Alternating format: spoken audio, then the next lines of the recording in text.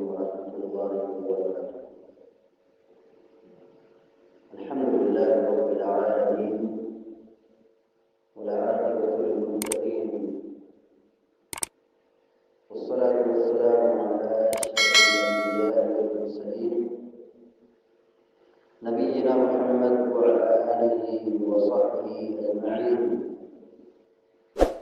ومن تبعهم بإحسان إلى يوم الدين، وبعد. فقال النبي صلى الله عليه وسلم: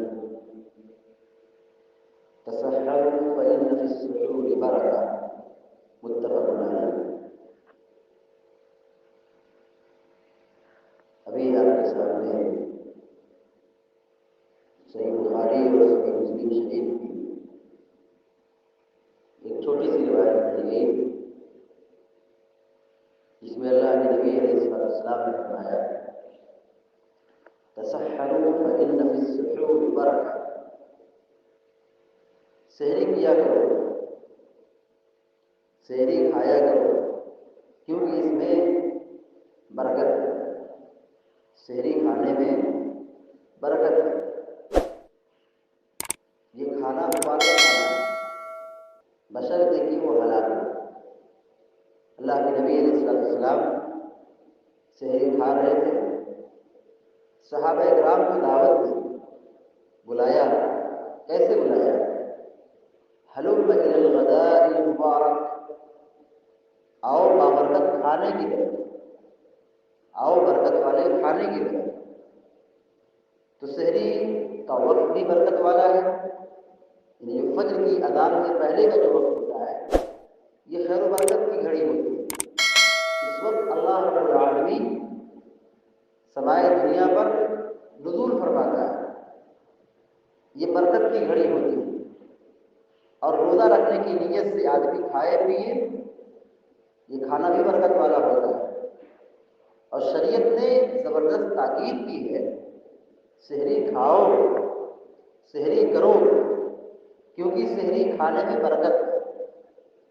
اس برکت کی تاثیر دیکھیے کہ جو شخص صبح کے وقت فجر کی اذان سے پہلے سحری کے وقت میں اٹھتا ہے، جو بھی اسے میسر ہے، 2 روٹی 4 روٹی کھاتا ہے، یہ جو بھی اللہ نے اس کو نعمت عطا کی ہے وہ کھا لیتا ہے، اس کا اثر دیکھیے کہ وہ صبح سے لے کے شام تک اس کا جو کاروبار ہے، یا وقت کی تبدیلی کے ساتھ صبح سے لے کے دوپہر تک، یا دوپہر سے لے کے شام تک، یا صبح سے لے کے شام تک وہ اپنا سارا کام کرتا ہے، وہ اپنا سارا کام کرتا ہے۔ یہ اسی برکت کا اثر ہے۔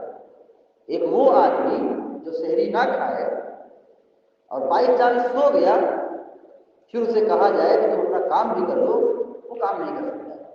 اس کا مزاج بدل جاتا ہے، اس کا اخلاق بدل جاتا ہے۔ دن بھر سونا، آرام کرنا، کمزوری کو ظاہر کرنا، یہ اس کی ایک عادت بنی رہتی ہے۔ لیکن وہ شخص جو سحری کر لے، اس کی برکت کا اثر یہ ہوتا ہے کہ صبح سے لے کے شام تک وہ روزہ بھی رکھتا ہے، بھوکا پیاسا بھی رہتا ہے، اور اپنا کاروبار اور بزنس اور تجارت سب کام کرتا ہے۔ اور اس کی ایک برکت اور آپ یہ دیکھیے کہ اگر آدمی سحری کا اہتمام کرے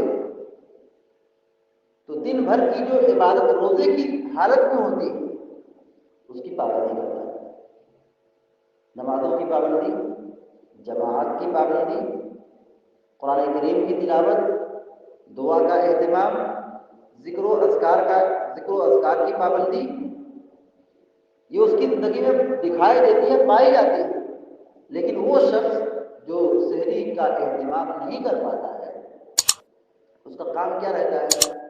اس کا کام بس یہی رہتا ہے کہ صبح سے لے کے دوپہر تک، یا دوپہر سے لے کے شام تک اپنا سارا وقت بستر پر دیتا ہے، اپنا سارا وقت بستر پر دیتا ہے۔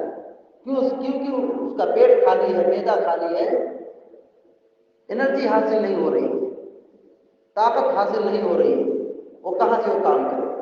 تو شریعت ہماری رحمت والی شریعت ہے، خیر و برکت والی شریعت ہے، اور اس کا ہر حکم ہم اس کی گہرائی پر پہنچے، وہ ہمارے لیے بہت مفید ہے، بہت فائدہ مند ہے۔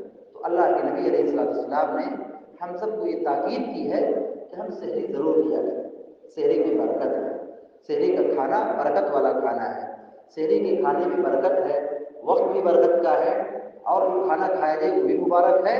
اور پھر سحری کی تاثیر اور اس کی برکت اب اپنی عملی زندگی میں بظاہر دیکھ سکتے ہیں۔